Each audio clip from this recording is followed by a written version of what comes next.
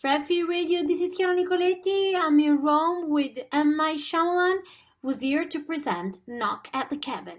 I have to say that the first thing I wrote in my reaction after watching the film is that you managed to prove us, through an apocalypse, that how we are all connected, whether we like it or not, we feel it or not. So, do you agree? And uh, is that why you changed the book and when turned it into a film? Yeah, I have to tell stories that represent my worldview, and so that I will do that really effectively if I can explain what I'm feeling cynical about and what I'm not feeling cynical about, and to be honest about that. For me, the premise of the book was so beautiful, and when I was offered it, I started to think, wow, if that was me, I would do this, or I would struggle for this in this way. And so I just kind of wrote out that version, and that's why I kind of changed the title of the movie from the book. So I would tell anybody that's read the book, hey, this is not that story.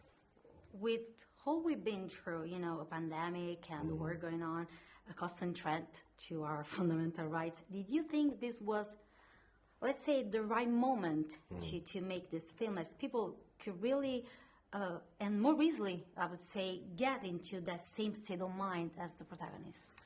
Yeah, sometimes I get to this feeling like that we're just a mistake, that human beings were an evolutionary mistake, that we're, like, I would say cockroaches, but they are actually not doing anywhere near the damage that we're doing. So, that's putting them a bad word on them. I feel like. And then I go, but maybe we're at an inflection moment here where we were given this ability to be self-reflective. And if we can see that we're meant to protect everything in many ways fast enough, it's got to be really fast because it's almost over. Maybe this can turn around. So the movie's kind of about those feelings of, were we just a mistake?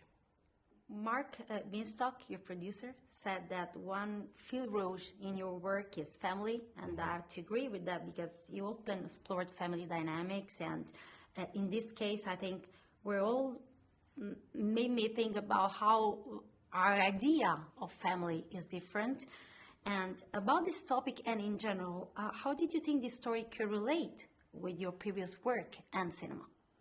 I am very drawn to stories where the family is at the center. I think the fear of something happening to my family is easy to evoke as I'm writing. And so these different characters, fictional characters that are facing the supernatural or facing some kind of very dark circumstances, it just causes me to feel like, how are they going to get through this? And I want to see if they make it through. And I grew up with Spielberg when I was a kid with E.T. and all this stuff, and so I think at the center of his thing was always a kind of fractured family, and I think he spoke to the world that way. And so as a kid, as a baby, watching him tell stories and listening to him, I felt what it would be like to have a fractured family or something changing me forever, and my parents or my sister, that kind of thing.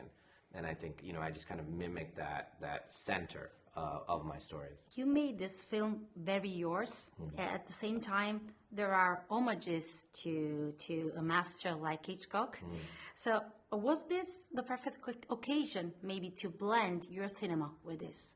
I saw the movies very, very kind of old school. I mean, you see, like, as soon as the logo comes up, it's not of this time. And when I was doing the shots for even if you look at the sequence when they're knocking on the door and they're trying to figure out who these strangers are, it's very kind of in the language of an older cinema, and we immediately, even if kids don't realize it because they've never really seen the older cinema, they will understand, wow, he's just using the dolly as a frame, and then the dolly's moving to a different position, then the dolly stops there, and then the character moves and the dolly moves to a third position. And you're very aware of the limitations of the camera, which then creates a beautiful language, a kind of the limitations become beautiful. And so don't allow the camera to do anything it couldn't have done in 1950, just like, and you're using that kind of stiffness in a way to tell the story. and it's violent, kind of still movement, and that's the way it was because they only had certain pieces of equipment, and so that jaggedy quality I think works really well with the story. Thank you so much. Thank you. It was a pleasure to meet you. Thank you so much. We've been talking to M. Night Shyamalan in Rome to present A Knock at the Cabin, and this is Chiara Nicoletti for Fred, the Festival Insider.